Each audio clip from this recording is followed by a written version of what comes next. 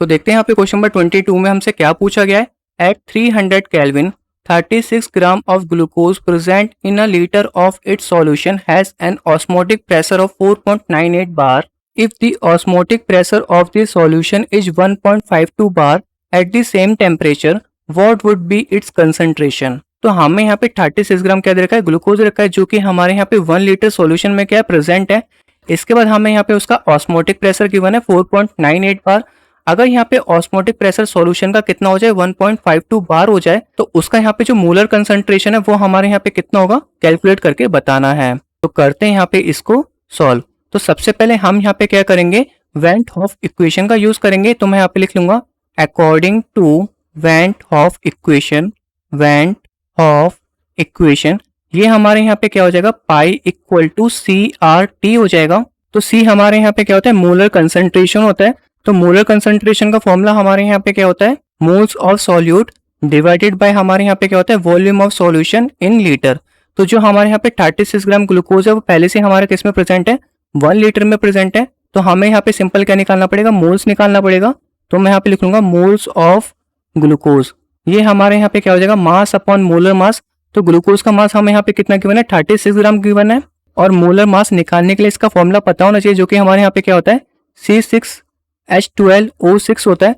Carbon का यहाँ पे मास कितना हो जाएगा 12, 6 कार्बन प्रेजेंट है, प्लस हाइड्रोजन का मास यहाँ पे 1 होता है, 12 हाइड्रोजन प्रेजेंट है, प्लस हमारे यहाँ पे ऑक्सीजन का मास 16 होता है, 6 ऑक्सीजन प्रेजेंट है। इसको हम यहाँ पे क्या कर लेंगे, सॉल्व कर लेंगे। 12 से यहाँ पे कितना होगा 72 प्लस 12 प्लस 96 हो जाएगा। फर्दर सॉल्व कर लेते हैं। तो ये हमारे यहाँ पे कितना हो जाएगा, 72 प्लस 12 हमारे यहाँ पे कितना आ जाएगा 84 आ जाएगा। 84 में हम यहाँ पे 6 प्लस कर देंगे तो कितना हो जाएगा 90, और 90 हमारे यहाँ पे कितना होता है 180 होता है। और यूनिट हमारी किस में आ जाएगी, ग्राम पर मोल में आ जाएगी। तो ये हमारे यहाँ पे कितना हो जाएगा 180 ग्राम पर मोल हो जाएगा। ग्राम से ग्राम कट जाएगा तो यूनिट हमारी किस में आएगी, मोल में आएगी। और हम यहाँ पे किसकी वैल्यू निकाल रहे थे, सी की वैल्यू निकाल रहे थे। सी हमारे यहाँ पे क्या था, मोलर कंसंट्रेशन था। क्या था हमारे यहाँ पे, मोलर कंसंट्रेशन। और मोलर कंसंट्रेशन का जो फॉर्मूला होता है वो हमारे यहाँ पे क्या होता है, moles of solute upon volume of solution in litre. तो ये हमारे यहाँ पे क्या होगा 36 डिवाइडेड बाय 180। और पहले से ये हमारे यहाँ पे 1 लीटर में प्रेजेंट है। तो ये हमारे यहाँ पे कितना हो जाएगा 36 बाय 180 मोल पर लीटर हो जाएगा। और मोल पर लीटर को हम यहाँ पे सिंपल क्या लिख सकते हैं, मोलैरिटी लिख सकते हैं, या कैपिटल एम से डिनोट कर सकते हैं।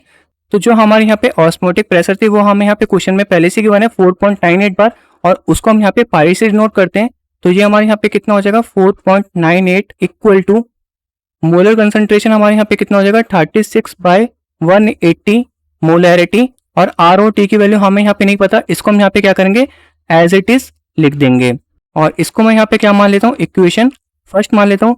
एज इट इज हम यहाँ पे सेकंड ऑस्मोटिक प्रेशर के लिए वेंट ऑफ इक्वेशन का यूज करेंगे, और फिर इन दोनों को क्या करेंगे कंपेयर कर लेंगे। तो हमें यहाँ पे क्या करना है, दोबारा हमें यहाँ पे वेंट ऑफ इक्वेशन लेना है। तो इसका फॉर्मूला हमारे यहाँ पे क्या था, pi equal to C R T. तो उसके लिए जो हमारे यहाँ पे सेकंड ऑस्मोटिक प्रेशर की जो यहाँ पे वैल्यू हो जाएगी वो हमारे यहाँ पे कितनी हो जाएगी 1.52 इक्वल टू, हमें यहाँ पे निकालना क्या था, मोलर कंसंट्रेशन निकालना था। तो ये एज इट इज रहेगा, इसको मैं यहाँ पे C1 मान लेता हूँ। एंड ये हमारे यहाँ पे क्या हो जाएगा C2 हो जाएगा, मल्टीप्लाई हमारे यहाँ पे क्या है R मल्टीप्लाई T है। और इसको मैं यहाँ पे सेकंड इक्वेशन मान लेता हूँ। तो सिंपल आप यहाँ पे लिख सकते हो, जो हमारे यहाँ पे ऑस्मोटिक प्रेशर दे रखा है पहले वाले के लिए वो हमारे यहाँ पे कितना है 4.98 बार है, और सेकंड वाले के लिए हमें यहाँ पे क्या दे रखा है 1.52 बार है। इसको हम यहाँ पे पाई 1 मान लेते हैं। एंड ये वाला हमारे यहाँ पे क्या होगा, पाई 2 इक्वल टू C2RT हो जाएगा according to van't Hoff equation, van't Hoff equation. तो ये हमारे यहाँ पे दो इक्वेशन तैयार हो गई, फर्स्ट एंड सेकंड। अब हमें सिंपल क्या करना है, दोनों को डिवाइड कर लेना है, जिससे कि हम यहाँ पे अपना क्या निकाल सके, मोलर कंसंट्रेशन निकाल सकें।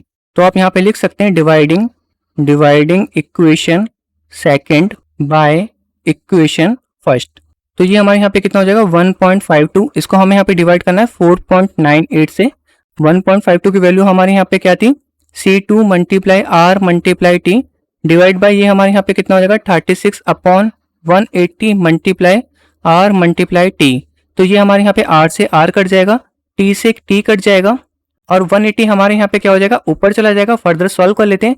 1.52 डिवाइडेड बाय यहाँ पे कितना है 4.98 इक्वल टू C2 मल्टीप्लाई यहाँ पे 180, इसको हमें यहाँ पे किससे डिवाइड करना है, 36 से डिवाइड करना है। तो सबसे पहले मैं यहाँ पे 60 का लेता हूँ, 6 6 36 एंड ये हमारे यहाँ पे कितना हो जाएगा, 6 3 18 एंड 0 का 0 एंड 6 5 हमारे यहाँ पे कितना होता है, 30 होता है। तो ये हमारे यहाँ पे 5 निकल के आ गया। हमें यहाँ पे निकालना क्या, मोलर कंसंट्रेशन निकालना है। तो C2 इक्वल टू हमारे यहाँ पे कितना हो जाएगा, 1.52 डिवाइडेड बाय 4.98 मल्टीप्लाई यहाँ पे क्या हो जाएगा, 5 हो जाएगा। तो हम यहाँ पे क्या कर सकते हैं, ये वाले पॉइंट से ये वाला पॉइंट रिमूव कर सकते हैं क्योंकि दोनों में 2 डिजिट के बाद पॉइंट लग रहा था। अब हमें सिंपल क्या करना है, 498 को 5 से मल्टीप्लाई कर देना है। तो 8 5 यहाँ पे कितना हो जाएगा, 40, 4 कैरी चला गया, 9 5 45 एंड यहाँ पे आ जाएगा 49, 4 कैरी चला गया, 5 4 20 एंड यहाँ पे आ जाएगा 24।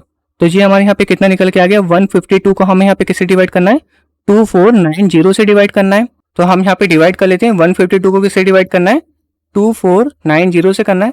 तो सबसे पहले हम यहाँ पे पॉइंट लगा के 0 ले सकते हैं, बट ये यहाँ पे अब भी डिवाइड नहीं होगा तो हमें यहाँ पे एक और 0 लेना पड़ेगा। अब हम यहाँ पे 6 से डिवाइड कर सकते हैं, 6 को 0 से करेंगे तो यहाँ पे कितना आएगा, 0 आएगा। 9 6 54 का 4, 5 कैरी चला गया, 6 4 24 यहाँ पे आ जाएगा 29, 2 कैरी चला गया, 6 2 12 एंड यहाँ पे आ जाएगा 14, यहाँ पे आ जाएगा 0 का 0, 10 में से 4 गए 6, 11 में से 9 गए, हमारे यहाँ पे कितना बचेगा, 2 बचेगा एंड यहाँ पे हमारा कुछ भी नहीं बचेगा, पॉइंट लगा हुआ है 0 लिख सकते हैं। इसके बाद हमें यहाँ पे किससे करना पड़ेगा, 1 से करना पड़ेगा, 2490 आ जाएगा। तो इसका जो हमारे यहाँ पे आंसर आएगा मोलर कंसंट्रेशन, वो हमारे यहाँ पे कितना निकल के आ जाएगा, 0.061 मोलैरिटी निकल के आ जाएगा। होप आपको यहाँ पे इस क्वेश्चन का आंसर भी समझ में आ गया होगा। अब हम चलते हैं अपने नेक्स्ट क्वेश्चन की तरफ।